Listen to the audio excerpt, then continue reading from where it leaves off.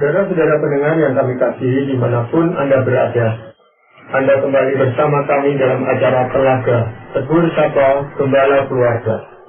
Saya Gunawan Santoso dari Lembaga Bina Keluarga Kristen akan berbincang-bincang dengan Bapak Pendeta Dr. Paul Gunadi. Beliau adalah seorang pakar dalam bidang konseling. Perbincangan kami kali ini tentang apa yang Tuhan lakukan tatkala hal buruk menimpa orang baik. Kami percaya acara ini pasti bermanfaat bagi kita sekalian, dan dari studio kami mengucapkan selamat mengikuti. Bapak, memang ini menjadi pertanyaan banyak orang, terutama orang-orang yang beriman, yang percaya kepada Tuhan Yesus. Kenapa masalah-masalah atau penderitaan itu masih tetap berlaku, seringkali dialami oleh anak-anak Tuhan gitu Pak boleh. Dan ini menimbulkan banyak kegelisahan di kalangan orang-orang beriman sekalipun. Ini bagaimana Pak? Betul Pak Gunawan, salah satu krisis iman terbesar dewasa ini bukanlah krisis kehilangan iman bahwa Tuhan itu ada, melainkan krisis kehilangan iman bahwa Tuhan itu peduli Pak Gunawan. Saya teringat pembicaraan saya dengan seorang ibu yang tengah mengalami krisis besar dalam hidupnya. Di dalam pembicaraan itu berkali-kali ia berkata, jika Tuhan itu ada dan baik, mengapa ia tidak menghiraukan penderitaan saya? Berkali-kali saya berdoa, tapi ia tidak menjawab. Jadi kita bisa melihat bahwa krisis terbesar iman masa kini adalah hilangnya kepercayaan bahwa Tuhan peduli dan bahwa ia akan menolong. Kita tahu ada Tuhan, kita nggak kehilangan iman bahwa ada Tuhan. Tapi makin hari rasanya makin banyak orang yang kehilangan iman bahwa Tuhan itu peduli, bahwa Tuhan itu baik, dan bahwa dia akan menolong. Ya, tapi kan kelihatannya itu agak kontradiksi gitu Pak Boya. Dia masih beriman bahwa Tuhan itu ada, tetapi dia tidak bisa menerima sifat-sifat Tuhan secara keseluruhan dan meragukan Tuhan itu peduli enggak dengan saya gitu. Itu bagaimana Pak Boya? Betul Pak Gunawan, sebab mereka ya waktu dalam penderitaan nggak bisa enggak ingin agar Tuhan melepaskan ya mereka dari penderitaan. Kita ini ya nggak tahan ya menderita berlama-lama. Jadi sewaktu kita berdoa, kita ya berharap Tuhan mendengar dan langsung bertindak. Nah waktu Tuhan tidak langsung bertindak, saya memang bertanya-tanya apa alasannya. Apalagi kalau musibah yang berat terjadi dalam hidup kita, nggak bisa nggak kita bertanya, mengapakah Tuhan yang baik kok membiarkan saya mengalami hal yang begitu buruk. Nah jadi akhirnya tergoncanglah iman bahwa Tuhan itu baik dan peduli kepada kita. Ya. Apa ada contoh konkret gitu di dalam Alkitab Pak? Sebetulnya banyak Pak Gunawan, tapi pada kesempatan ini kita akan melihat satu saja yang diambil di 2 Raja-Raja pasal 4 ayat 1 hingga 7. Di dalam firman Tuhan dikisahkan tentang seorang janda, seorang nabi yang datang kepada Nabi Elisa dan berseru, "Hambamu, suamiku sudah mati, dan engkau ini tahu bahwa hambamu itu takut akan Tuhan. Tapi sekarang penagih hutang sudah datang untuk mengambil kedua orang anakku untuk menjadi budaknya." Nah, dari seruannya kita dapat simpulkan bahwa suami si janda adalah salah seorang nabi yang mengabdi kepada Nabi Elisa. Malang tak dapat ditolak, si suami meninggal. Dan semeninggalnya si suami, si janda jatuh miskin. Dan tidak lagi dapat membiayai hidupnya dan kedua orang anaknya. Untuk bertahan hidup, ia pun berutang. Makin hari rupanya makin besar, sampai ia tidak sanggup lagi membayarnya. Nah, berdasarkan hukum yang berlaku saat itu, jika orang tidak sanggup membayar utang, maka ia harus mengabdi sebagai budak selama 6 tahun. Pada tahun ke-7, tahun Yobel, ia akan menerima pembebasan. Berhubung si janda rupanya sudah tidak muda, maka si pemberi utang menuntut kedua anak janda itu untuk diserahkan dan dipekerjakan sebagai budak untuk membayar utangnya.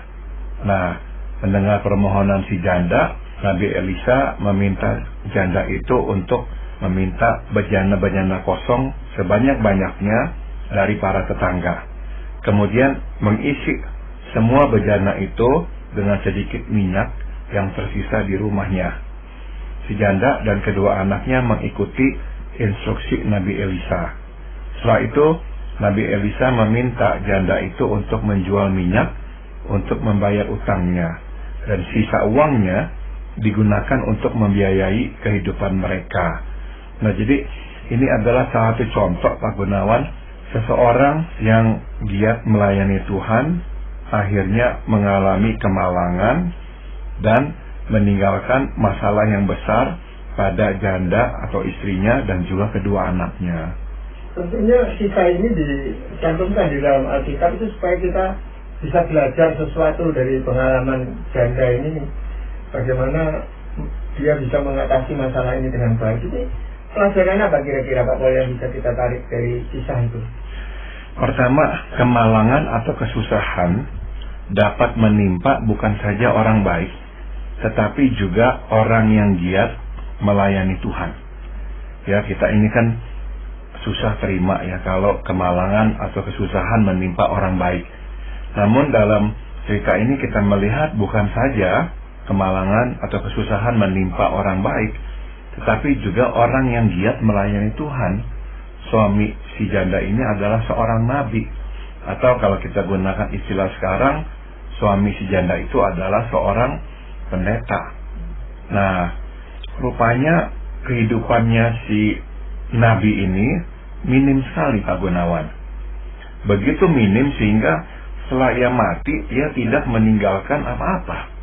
Itu sebab si janda tidak sanggup mencukupi kebutuhan hidup dan terpaksa berutang.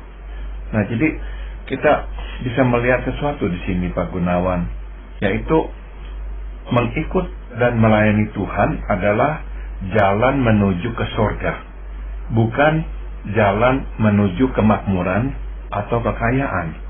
Kadang ini yang kita pikirkan ya, bahwa mengikut dan melayani Tuhan adalah jalan menuju kemakmuran atau kekayaan. Enggak loh.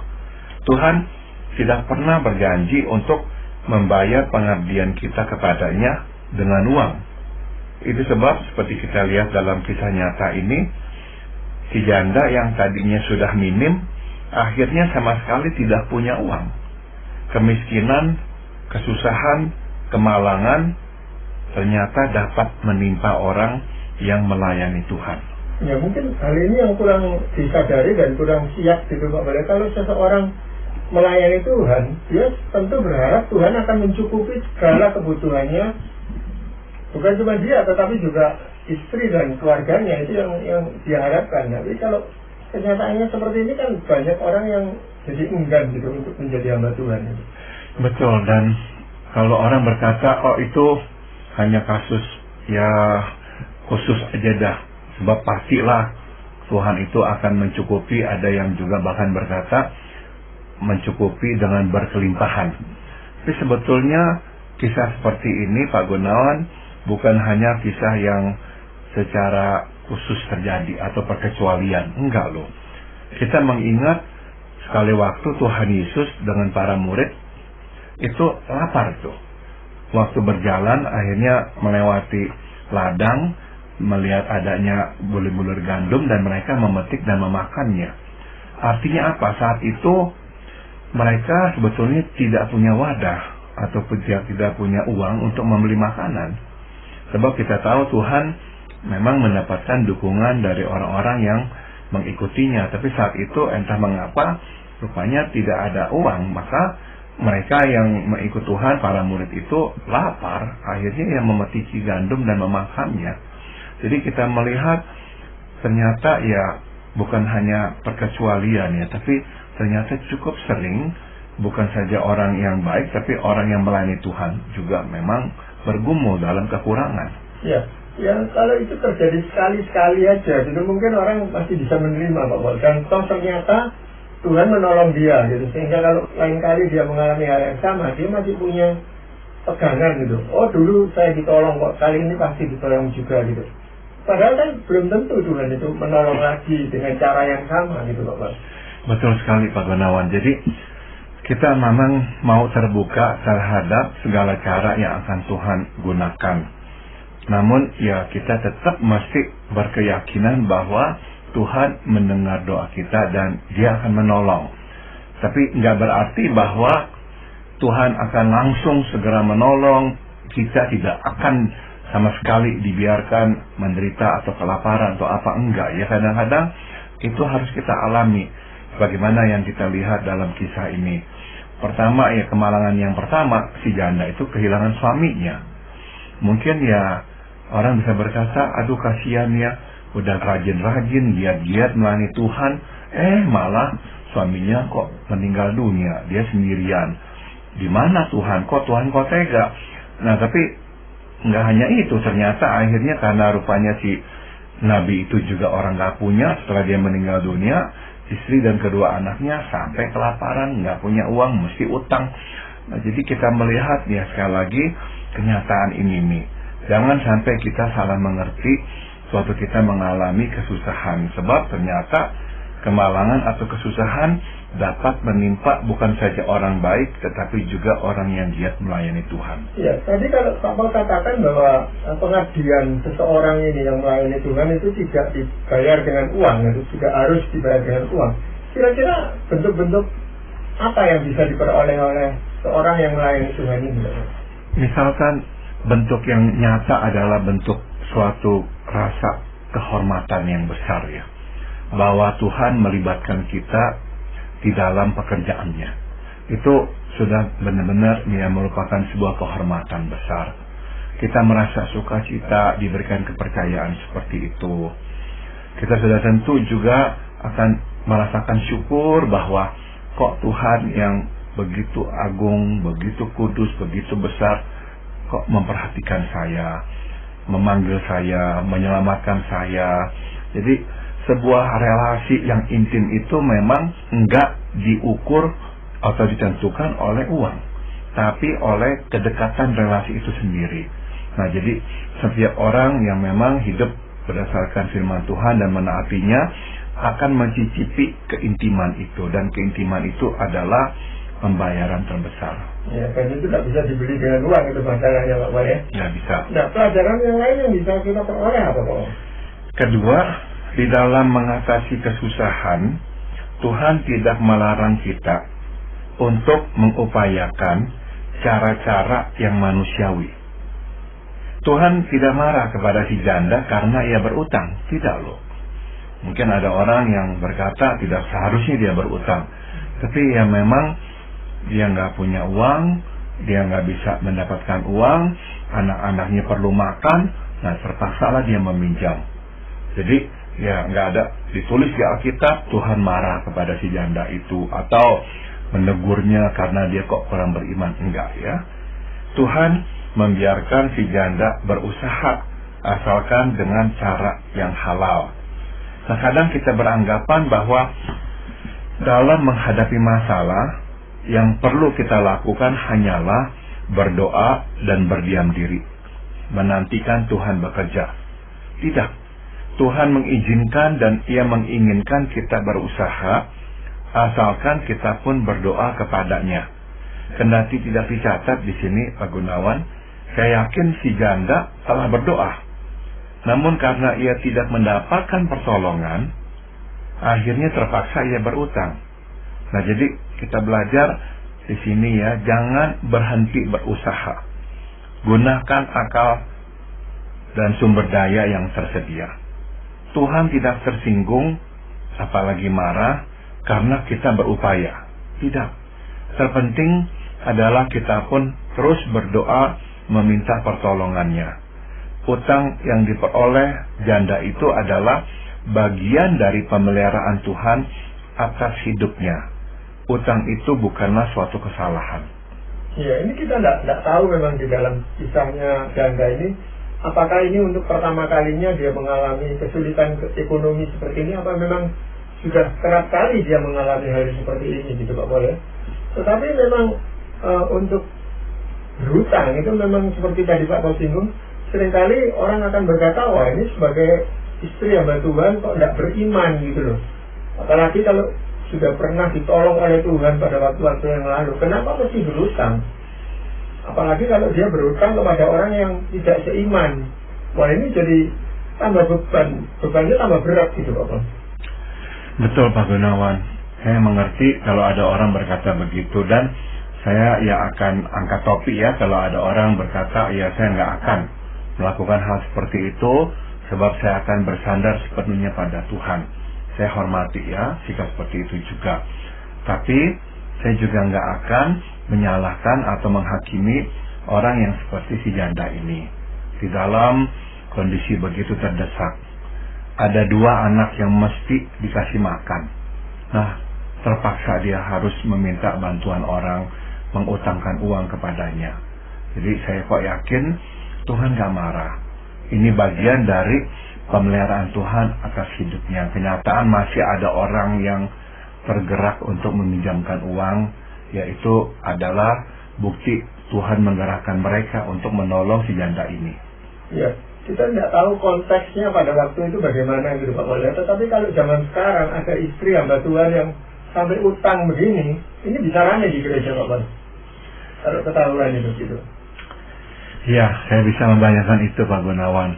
Karena ya sekali lagi yang terbersit dalam diri orang mendengar hal itu adalah kok si janda itu nggak beriman. Tapi saya ya sekali lagi ya berharap kita nggak secepat itu menyalahkan orang.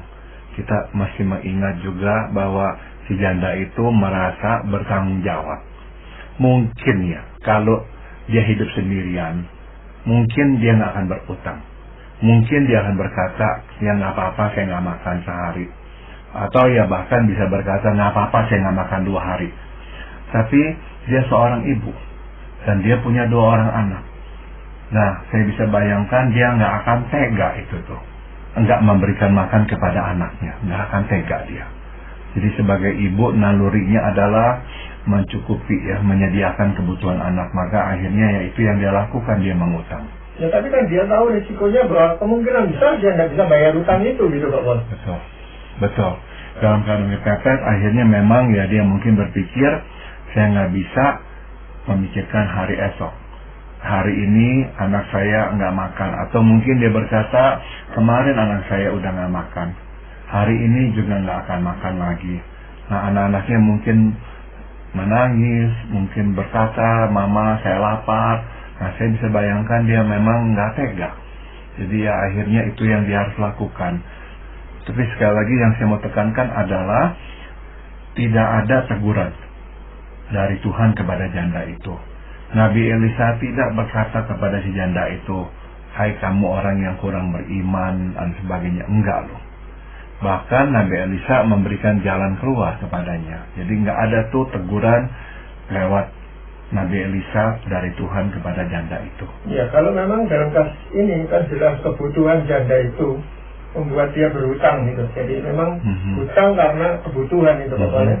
Tetapi ada juga pada zaman sekarang ini orang yang berhutang karena konsumsi saja, karena untuk memenuhi keinginannya bukan kebutuhannya. Nah, ini yang menjadi masalah gitu Bapak. Karena tadi kita mengatakan, Pak Paul katakan berhutang itu tidak apa-apa gitu. Ini jangan disalahartikan bahwa hutang hanya untuk keperluan yang konsumtif gitu. Betul. Dalam kasus ini jelas-jelas ya kita melihat si janda itu memang tidak punya apa-apa dan dia punya 2 tanggungan yang mesti diberi makan. Jadi ya terpaksa lah dia berhutang.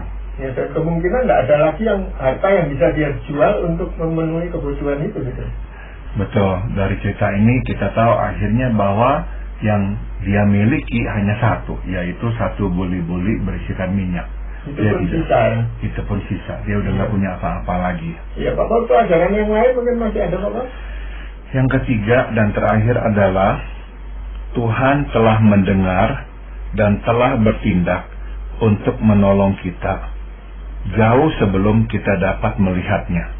Tuhan telah memelihara hidup si janda, Pak Gunawan, walau tidak secara berlebihan sebelum ia bertemu dengan Nabi Elisa. Masalahnya adalah ia belum melihat atau menyadarinya. Kenyataan bahwa Tuhan menggunakan Nabi Elisa dan sebuah buli-buli berisikan minyak yang tersisa di rumahnya untuk menolongnya, seolah-olah untuk menyadarkan si janda bahwa sesungguhnya pertolongan Tuhan ada di depan mata, tetapi tidak terlihat. Si janda itu kan pasti tahu ada Nabi Elisa, dan dia kenal dengan Nabi Elisa sebab suaminya mengabdi kepada Nabi Elisa. Jadi seolah-olah Nabi Elisa ada di depan mata. Minyak itu pun ada di dalam rumahnya. Nah, waktu Tuhan menggunakan dua oknum ini, Nabi Elisa dan juga minyak, Tuhan seolah-olah ingin berkata kepada si janda itu, aku sudah tahu dan aku sudah menyediakan pertolonganku ada di depan mata. Nah, jadi pelajaran buat kita adalah betapa seringnya kita luput melihat pertolongan Tuhan yang ada di depan mata, Pak Gunawan. Kita pergi ke sana kemari mengusahakan pertolongan, kita tidak melihat bahwa sesungguhnya Tuhan sudah menyediakan jalan keluar. Tuhan adalah Allah yang Maha Kuasa. Dia tidak memerlukan bahan dari jauh untuk menolong kita. Dia dapat menggunakan apa saja dan siapa saja untuk menolong kita. Terpenting adalah kita harus tetap percaya bahwa Tuhan mendengar doa kita dan akan menolong kita. Dia tidak menghentikan hal buruk menimpa kita, para umatnya dan pelayannya, tetapi dia tidak akan membiarkan kita terpuruk ditindih oleh masalah yang kita hadapi. Iya, Pak Paul, memang pertolongan Tuhan itu sudah tersedia gitu, Pak Paul. Kenapa seseorang itu seringkali tidak bisa melihat bahwa sebenarnya sudah ada pertolongan itu, seperti yang dialami oleh janda ini? Apa karena kesedihannya atau faktor-faktor yang lain? Seringkali karena kita panik, Pak Gunawan. Dalam kepanikan kita itu mencari-cari jalan keluar ke sana ke sini, sehingga nggak melihat yang di depan mata, nggak terpikir untuk menanyakan atau menggunakan apa yang ada di depan mata. Sebab biasanya karena memang kita dalam kondisi panik. Ya, tapi dalam kasus ini Pak Paul, sebagai seorang janda, kan dia sadar bahwa dia nggak mungkin melakukan mujizat itu gitu. Jadi walaupun dia tahu ini masih ada sisa minyak, tetapi untuk menggandakannya itu kan di luar kemampuan dia gitu. Betul sekali Pak Gunawan. Jadi memang minyak itu bukanlah sesuatu yang dia bisa memang gunakan saat itu, dia nggak akan terpikir ya. Tapi yang seharusnya sudah terpikir lebih jauh, lebih dulu adalah datang kepada Nabi Elisa. Rupanya itu yang juga nggak terpikir olehnya, sehingga dia harus menunggu sampai seberapa lama baru dia akhirnya datang kepada Nabi Elisa. Nah, jadi seringkali itulah yang kita alami ya. Saya nggak tahu kenapa dia nggak langsung ketemu Nabi Elisa. Bisa aja misalnya nih ya, dia juga melihat Nabi Elisa bukan orang yang punya apa-apa. Jadi kalau saya datang minta pertolongan, gimana dia bisa kasih saya uang? Mungkin dia sudah melihat Nabi Elisa melakukan mujizat, tapi kan belum pernah Nabi Elisa itu tuh membagi-bagi uang. Nah, jadi dia nggak kepikir bagaimana Nabi Elisa bisa menolongnya, dan kebutuhannya saat itu bukannya kesembuhan. Dia tahu Elisa dipakai Tuhan menyembuhkan orang, kebutuhannya adalah uang. Nah, jadi mungkin sekali nggak terpikir bahwa Tuhan akan dapat memakai Nabi Elisa menghasilkan uang bagi dia.